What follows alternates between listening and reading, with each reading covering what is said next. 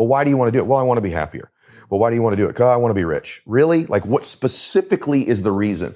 What's your specific, emotional, compelling reason to do something?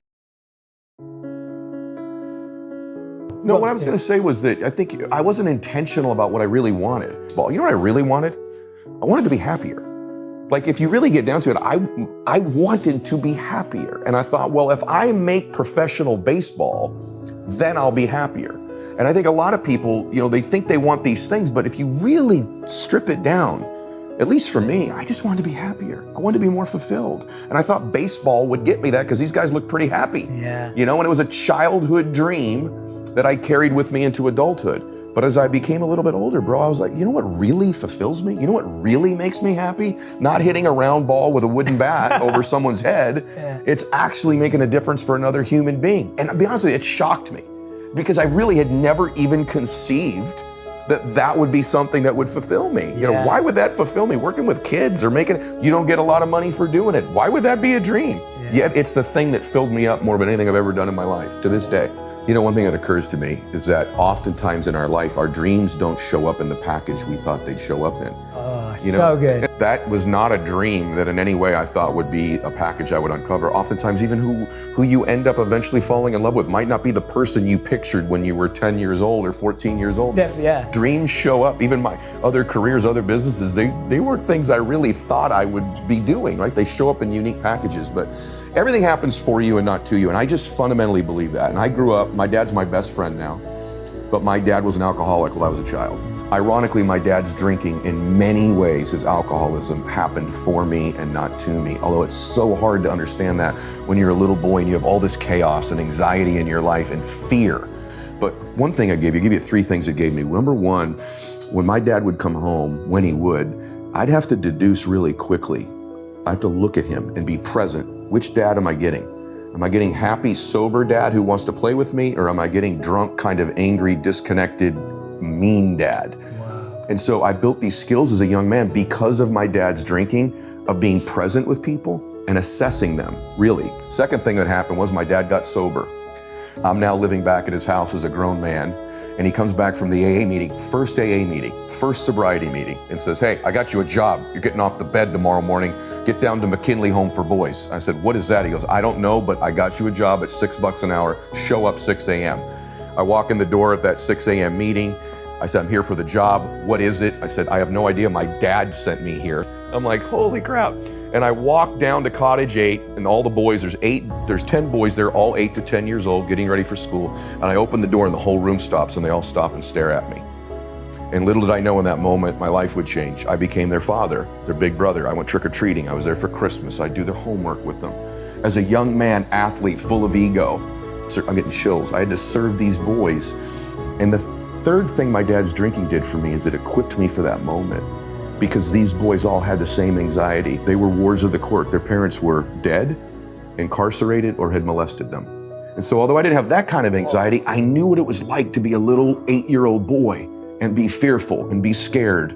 And I could connect with them based on that. And so ironically, the entire time, God, the universe, life was equipping and preparing me for that moment. If my dad's not an alcoholic, I don't learn to assess people. He's not at the AA meeting that refers me, and I can't connect with these boys when I get there. And so eventually in life, the dots all connect if you stay vigilant and you stay after it. And in that moment, my life changed. Those things, and oftentimes when our dream starts to show up, we start saying that to ourselves. I'm not ready. I'm not prepared. I don't have this experience.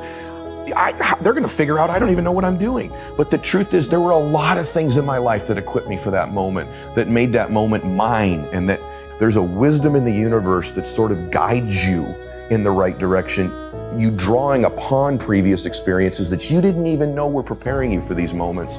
I stayed many, many months longer than I should have financially because I just loved being with these boys because it was my home. I finally found my calling in my life, which was to kind of make a difference in other people's lives. And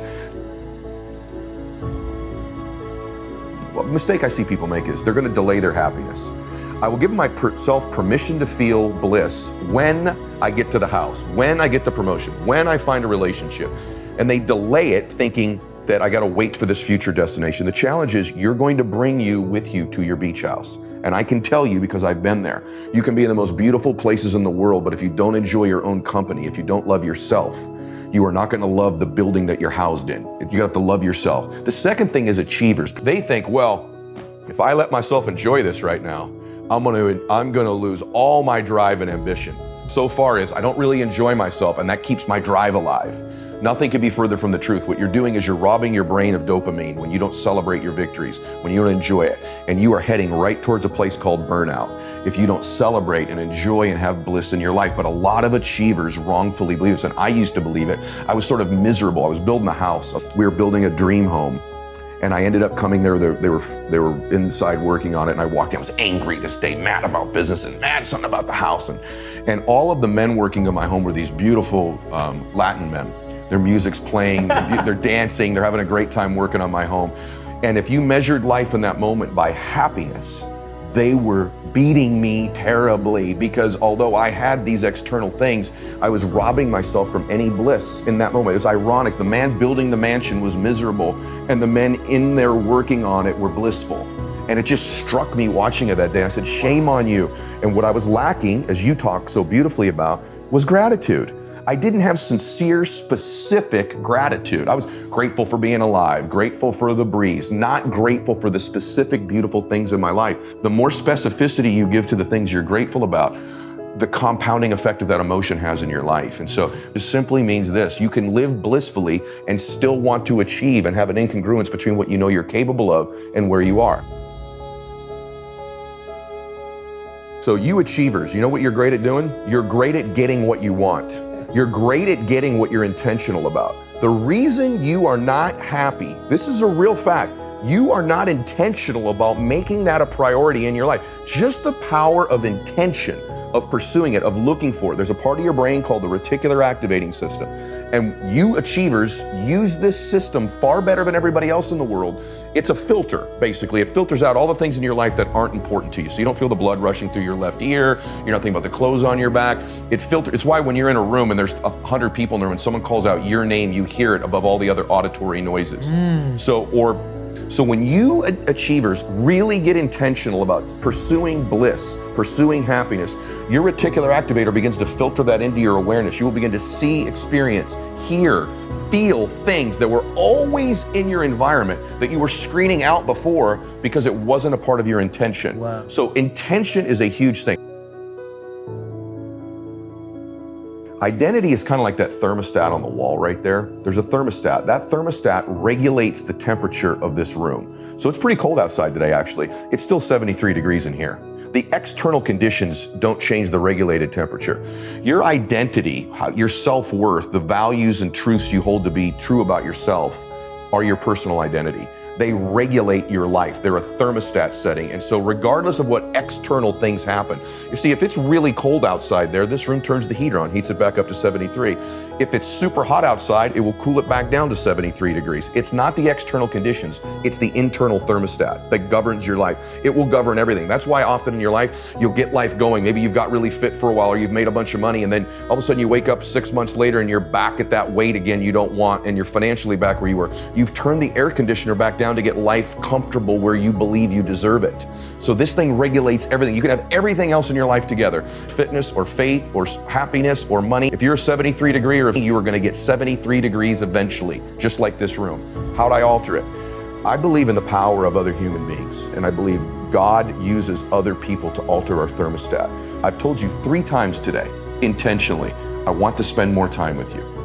The reason is I believe you helped me with my thermostat in certain areas. So what I did, my recipe was keeping the promises I made to myself and adding people close to my proximity who could alter those temperature settings in the areas. Forget wealth. I have a lot of really happy people I surround myself with because they through association raise me to 80 and 85 and 90 degrees of happiness. If you want to increase your faith, you all have seen this. If you're around incredibly faithful spiritual people, your internal thermostat changes. Same with money.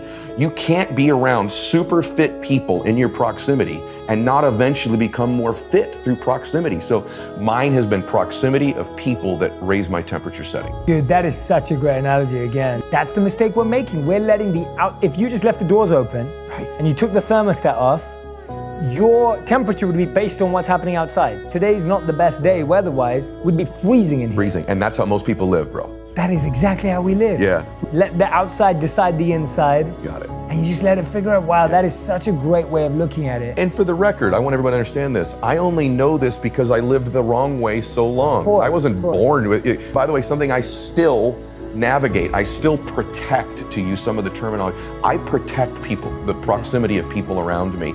And it doesn't mean that I don't have people in my life that live at lower temperatures. Of course I do, but I manage their proximity to me. So if you have people in your life that are blood and they can't leave your life, but maybe they don't feed you, they take your energy, you need to evaluate their existence in your life, but most importantly, you can evaluate their proximity. Yeah. How much you let them affect you, how regularly you communicate with them, how close they are to you. That's where they have influence over you. Like kids, you said about kids earlier, I'll just say this. You worry about their teachers, right? Who their teachers are, because that shapes them. But who I really worry about with my kids, what do you worry about? Who their friends are. Who's in their proximity. It changes everything. You got that little time in your life where you kind of went the wrong way. I guarantee you there were some people you were running with then that moved your temperature setting in the wrong direction. Always. And then after college, you end up being with the monks, right? My gosh, did you get in the proximity of people who live life blissfully and more happy and more peacefully? Their temperature setting on bliss, happiness, and peace is off the radar. That is such a great piece of advice. Tell me now how do they start creating that proximity with the greatness? Right. With that higher temperature, with the people that can pull them up? Like, do I email people? Right, I don't have access to walk in and work out with Sylvester Stallone. That's what right? I mean, yeah. That's a great point. That's one of the powers of digital media, number one. Let me say one thing to everybody, like your book that's out right now, my book, podcasts, those are an extreme proximity to you. They're literally in your ear, they're in your visual awareness. So it's guarding myself. I watch very little television now. It's giving the digital influence to myself. The second thing I would say is I would ask myself, where do these people congregate? I'm not talking about wealth. I'm talking about where do people congregate that I could begin to become into their proximity. And so I'll be honest with you, one of the places that's been great for me in my life has been a gym. Oh, wow. I'm telling you, people think that's a very simple thing, but in my gym, people that are typically trying to care for their physique and their body care more about growth and proximity in their life. And so the gym's been great for me that way. In fact, if there's too much separation, they have no magnetism to alter your thermostat. If you're at 73 degrees and I'm at 150, our vibrations are too different. You want someone who's at 78 or 79 degrees, and those people are around you all the time. And through time, there's a progression where that thermostat setting keeps changing. You're 100% right about that. Yeah. The one thing I have found is that people think they have reasons and they're very general. Specificity is one of the rarest things I can get from people when I coach. Well, why do you want to do it? Well, I want to be happier. Well, why do you want to do it? Because I want to be rich. Really? Like, what specifically is the reason? What's your specific, emotional, compelling reason to do something? For example, I am relatively fit. And it's not because I'm super disciplined. I'm a lazy person naturally. I have massive reasons which has caused me to create disciplines around me. When I was 30, I had a heart attack. And most people don't know this. I've not talked a lot about this. And I went and saw a remarkable doctor. And he looks at the chart and he looks back at me and goes, I can't believe those arteries are in that young of a body. And I went, oh my gosh, what's in the scan? He's loading me up with reasons. So he gets back, listen to this, Jay. He says, he puts my chart down and he goes, do you have children? I said, yes. He says, do you have a daughter? I said, I do. He said, how old is she? And I said, she's a baby. And he said, are you interested in walking her down the aisle on her wedding day? And I went, what did you just say? He said, I want to know if you want to be there and walk your daughter down the aisle on her wedding. You don't talk to a dad about his daughter. You got my attention. I go, what the f is in that scan, man? And he goes, I want you to listen to me right now. If you don't change what you're doing, another man is walking your little baby girl down the aisle on her wedding day. Do you got it? And I said, yes, sir, I do. And he goes, but if you listen to me and you do exactly what I tell you, you'll be there for her wedding day. I'm telling you, brother, when I don't want to get out of bed in the morning and it's 5:15 and I've had a long night before, Bella's wedding day, Bella's wedding day, Bella's wedding day. 100 times a year, Bella's wedding day flies. So that's what gets my butt in the gym. My big, specific reasons get me to take actions I otherwise wouldn't take. So what's your specific reasons for the things you want? And if you anchor and link those to them, you'll get the standards that you set for yourself.